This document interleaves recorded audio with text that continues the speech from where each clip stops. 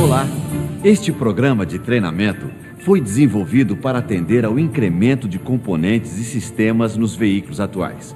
Por isso, deverá ser assistido atentamente pelos técnicos, pois com certeza, em algum momento de sua carreira profissional, encontrará problemas ou terá que efetuar diagnósticos que vão exigir os conhecimentos que vamos ver a seguir.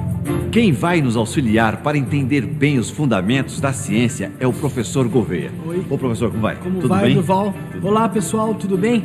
Bom, este novo Ford Autotreinamento é essencial para o profissional que repara o veículo. Bom, no primeiro programa desta série, vamos ficar por dentro de um tema fundamental para qualquer técnico Ford: a eletricidade e a eletrônica.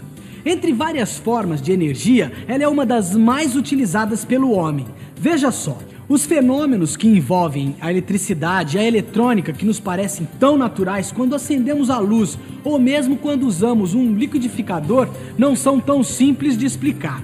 É preciso pedir o auxílio da física para entender estes fenômenos e como eles trabalham para nós. Então, vamos começar procurando entender um pouco sobre o fenômeno da eletricidade. Ela atua no nosso dia a dia, mas não a vemos, só percebemos seus efeitos. Por isso é que é tão importante conhecer o que acontece dentro dos fios, das lâmpadas, dos sistemas elétricos. Para começar, acompanhe só esta experiência. Ligando com um fio de cobre uma bateria a uma lâmpada, o que acontece? A luz acende. Mas se a gente trocar os fios de cobre por um fio de barbante ou algodão, a luz não acende. Por que será?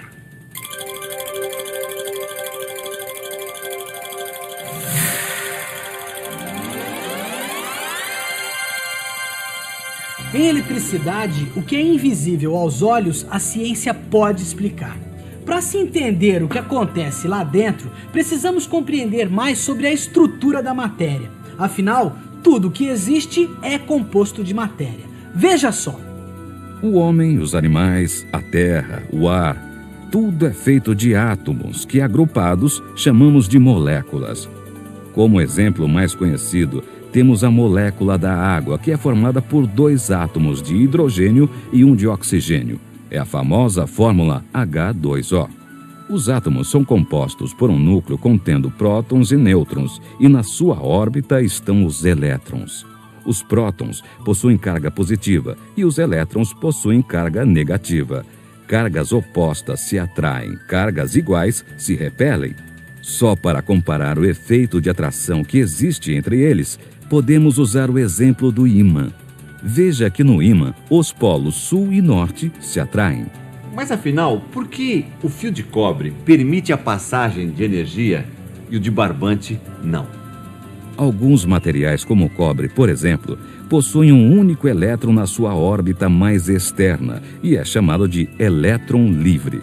Por estar mais distante do núcleo, está mais fracamente atraído pelo seu núcleo. Este único elétron, ao se desprender de sua órbita com facilidade, pode ocupar a órbita de outro átomo vizinho de cobre e assim empurra o outro sucessivamente, produzindo aquilo que chamamos de corrente elétrica. Isto acontece dentro do fio de cobre. Já no fio de barbante não há elétrons livres e a corrente elétrica não pode ser formada.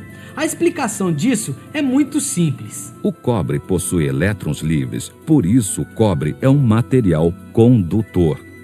Já a borracha, o ar, o plástico e o algodão são materiais isolantes, pois têm falta de elétrons livres.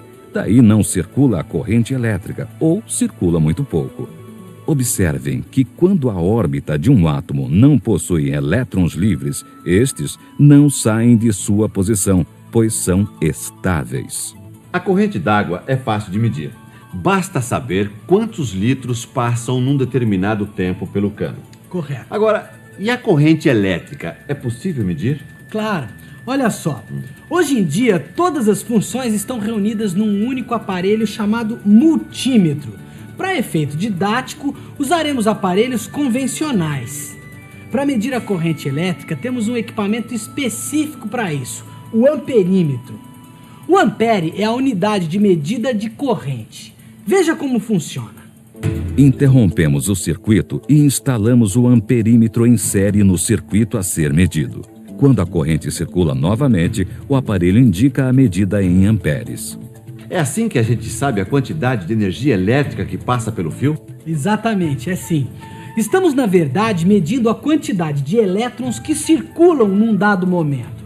Por isso dizemos, em eletricidade, que corrente elétrica é a quantidade de elétrons que passa por um circuito.